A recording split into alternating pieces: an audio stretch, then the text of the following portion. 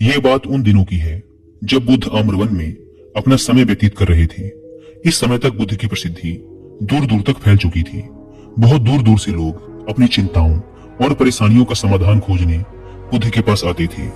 ऐसे ही एक दिन जब बुद्ध आम्रवन में अपने शिष्यों को प्रवचन दे रहे थे तो एक अधेड़ उम्र का व्यक्ति अपने 20-21 वर्ष के पुत्र को अपने साथ लिए बुद्ध की तरफ चला आ रहा था। जब वे प्रवचन स्थल के पास पहुंच गए तो बुद्ध ने एक नजर उन पर डाली और इशारे से प्रवचन में बैठने के लिए कहा। जब प्रवचन समाप्त हो गया और सभी लोग वहां से चले गए तो बुद्ध ने उस व्यक्ति को अपने पास बुलाया और बैठने के लिए कहा। वहां चारों तरफ हरियाली छाई हुई थी, मौसम बहुत सुहाना था और तरह तरह के पक्षियों की आवाजें गूंज रही थी। ऐसा नजारा देखकर उस व्यक्ति को अंदर से असीम शांति महसूस हो रही थी। इसके बाद बुद्ध ने उस व्यक्ति से आने का कारण पूछा तो इस पर व्यक्ति ने कहा, हे तथागत, मैं 2 दिन की लंबी यात्रा करके अपने पुत्र को आपसे मिलवाने लाया हूँ। ये मेरा इकलौता पुत्र है और ये हर समय थका थका रहता है। ऐसा लगता है जैसे इसके अंदर कोई जान ही नहीं है, कोई प्राण ही नहीं है। इसका स्वभाव भी काफी चिड़चिड़ा हो गया है। अगर हम इससे कुछ भी कहते हैं तो यह हमारी छोटी छोटी बातों पर गुस्सा हो जाता है। इसके देखने की क्षमता भी उम्र से पहले ही कमजोर हो गई है और इसके बाल भी सफेद पड़ने लगे हैं। इतनी कम उम्र में इतनी बड़ी उम्र का लगना, मुझे तो कुछ समझ नहीं आ रहा कि इसके साथ हो क्या रहा है। तथागत, मैं अपने पुत्र के स्वास्थ्य को लेकर बहुत चिंतित हूँ। जब मैं अपने पुत्र को वैद्य जी के पास लेकर गया तो उन्होंने कुछ औषधि दी और कहा, अपने पुत्र को तनाव कम लेने के लिए कहो। वो अपने दिमाग में बहुत अधिक तनाव लेता है, इसीलिए उसकी ऐसी हालत हो गई है। लेकिन मुझे उनके बहुत समझाने के बाद भी तनाव का मतलब समझ नहीं आया। मुझे नहीं पता कि तनाव होता क्या है, यह किन कारणों से आता है और उसे कैसे अपने पुत्र के दिमाग से निकालूं। लेकिन मुझे सबसे पहले तो यह समझना है कि तनाव होता क्या है। इसीलिए तथागत, मैं आपके पास आया हूँ। कृपया आप मेरी समस्या का समाधान कीजिए। यह सुन बुद्ध उसके पुत्र को बड़े ध्यान से देखते हैं, उसके चेहरे को देखते हैं, उसकी आंखों को देखते हैं और फिर उसके हाथों की नब्ज को भी देखते हैं। यह सारी विधि करने के पश्चात बुद्ध उस व्यक्ति से कहते हैं, तनाव लेना तो कोई नहीं चाहता, लेकिन फिर भी यह तनाव लोगों के दिमाग को दीमक की तरह पकड़ लेता है और व्यक्ति जान भी नहीं पाता कि वह तनाव में जी रहा है। लेकिन अगर व्यक्ति तनाव के कारणों को अच्छे से समझ लेता है और तनाव के बारे में कोई ऐसा पैमाना बना लेता है जिससे वह जान सके कि वह कितने तनाव में है, तो वह इस समस्या का समाधान भी खोज सकता है। सबसे पहले तो तुम ये समझो कि तनाव होता क्या है। जब भी कोई व्यक्ति कोई काम कर रहा होता है लेकिन उसका मन कहीं दूर भटक रहा होता है, कल्पनाओं में होता है, तो उसके शरीर और मन के बीच एक दूरी पैदा हो जाती है। यह दूरी जितनी अधिक होगी, व्यक्ति उतनी ही ज्यादा बेहोशी की अवस्था में होता है और शरीर व मन के बीच की इसी दूरी, इसी खिंचाव को तनाव कहा जाता है। आखिर कोई पसंदीदा खेल खेलने के बाद व्यक्ति चुस्ती और प्रसन्नता से क्यों भर जाता है, जबकि उसने तो अपने शरीर को थकाया है।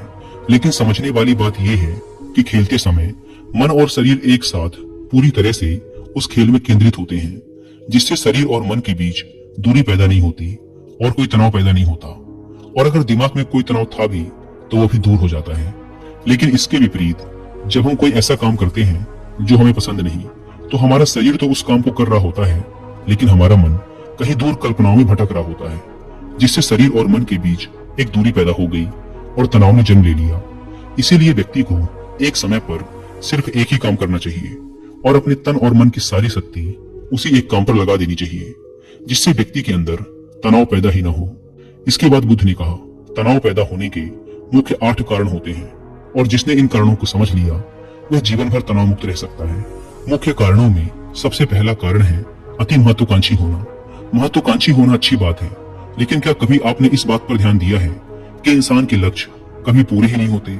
उसका एक लक्ष्य पूरा हुआ नहीं कि वह दूसरे की तरफ भागने लगता है, दूसरा पूरा हुआ तो तीसरे की तरफ, और इस तरीके से वह अपने लक्ष्यों को पाने के लिए जिंदगी भर गोल गोल घूमता रहता है।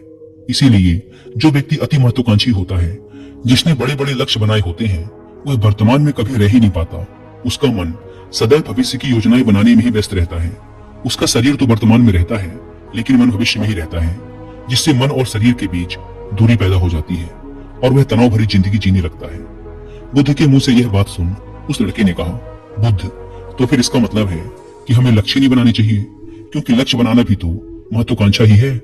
इस पर बुद्ध ने कहा, जीवन में लक्ष्य बनाना कोई गलत बात नहीं, लेकिन समस्या तब उत्पन्न होती है जब हम अपना पूरा ध्यान उस लक्ष्य से मिलने वाले परिणाम पर ही लगा देते हैं और उसके परिणाम की चिंता करते रहते हैं। व्यक्ति को वर्तमान में जीना आना चाहिए। आप लक्ष्य बनाइए और उस लक्ष्य की प्राप्ति के लिए कड़ी मेहनत करिए, लेकिन साथ ही साथ आपको इस बात का भी ज्ञान होना चाहिए कि आप अभी वर्तमान में जी रहे हैं और वर्तमान ही सत्य है। बुद्ध ने आगे कहा, तनाव का दूसरा सबसे बड़ा कारण है ईर्ष्या। जब व्यक्ति ईर्ष्या और जलन से भर जाता है तो उसका मन अंदर से सड़ने लगता है। ईर्ष्या एक आंतरिक घाव है। आंतरिक घाव यानी मन का घाव। व्यक्ति के शरीर का घाव तो भर सकता है, लेकिन मन का घाव कभी नहीं भर सकता। इसीलिए व्यक्ति को दूसरे की खुशी और तरक्की से कभी ईर्ष्या नहीं करनी चाहिए, क्योंकि ईर्ष्या तनाव का कारण है। इसके बाद बुद्ध ने तनाव का अगला कारण बताते हुए कहा कि अरुचिपूर्ण काम करने से भी मन में तनाव पैदा होता है। जो काम करना हमें पसंद ही नहीं है, जिस काम में हमारी रुचि ही नहीं है, उस काम में हमारा मन लग ही नहीं पाएगा। हमारा शरीर तो वहीं बैठा रहेगा, लेकिन हमारा मन कल्पनाओं की उड़ान भरेगा, जिससे शरीर और मन के बीच दूरी पैदा हो जाती है और व्यक्ति तनावग्रस्त हो जाता है। इसीलिए इंसान को हमेशा अपनी रुचि के अनुसार ही कार्य करने चाहिए। अगर व्यक्ति ने यह पता कर लिया, जब भी कोई व्यक्ति किसी दूसरे से कोई अपेक्षा रखने लगता है तो वो अनजाने में अपने लिए तनाव पैदा करने लगता है। जरा सोचो कि अगर तुम्हारा बेटा तुम्हारे अनुसार काम नहीं कर रहा और वो नहीं बन पा रहा जो तुम उसे बनाना चाहते हो, तो निश्चित रूप से तुम्हारे दिमाग को तनाव पकड़ लेगा। तुम तनाव से भरा जीवन जीना शुरू कर दोगे और इस तनाव के वश में आकर तुम ऐसा व्यवहार करोगे, ऐसी बातें करोगे कि तुम्हारा अपने पुत्र के साथ संबंध और भी खराब होता चला जाएगा। इसीलिए व्यक्ति को जितना हो सके उतनी कम अपेक्षाएं दूसरों से रखनी चाहिए, और अगर पूरी तरह से तनाव मुक्त रहना है तो दूसरों से अपेक्षा रखना ही बंद कर दो। इसके बाद बुद्ध ने कहा कि शारीरिक कष्ट भी इंसान के तनाव का एक कारण होता है।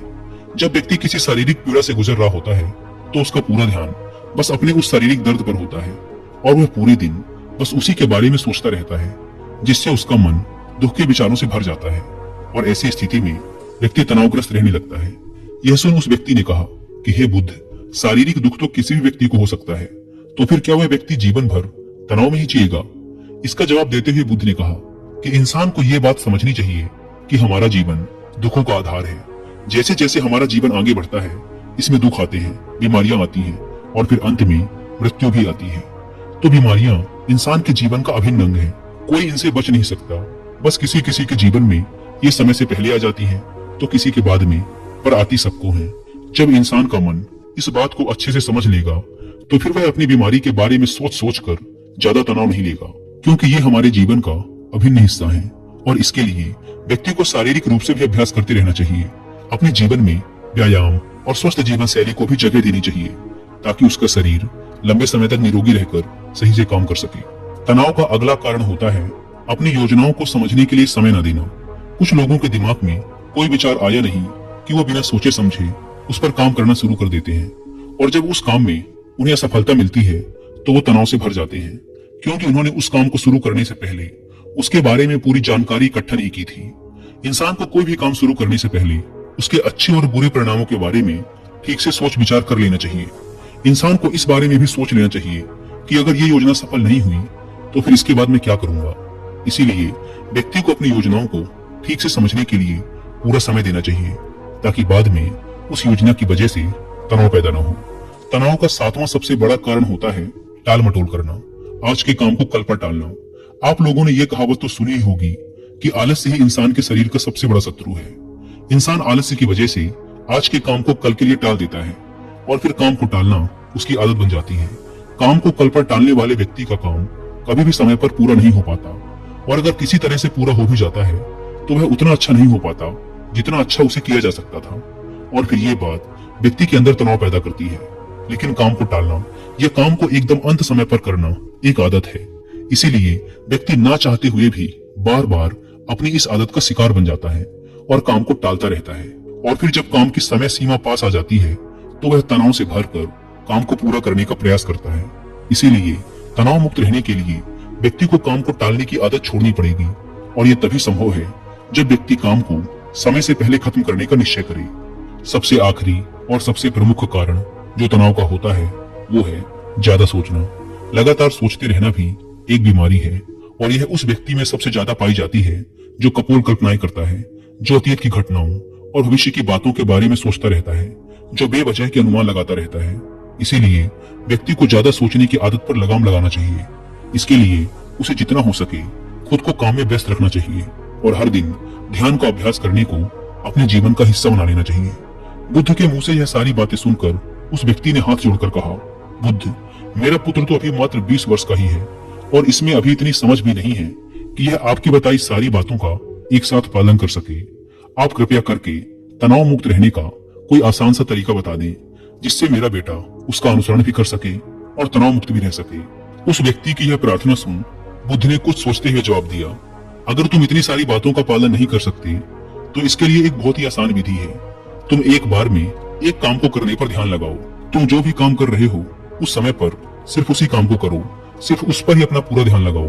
और अगर तुम्हारा मन इधर उधर भटक जाता है तो जैसे ही तुम्हें याद आए उसे वापस फिर उसी काम में लगा दो। ये सब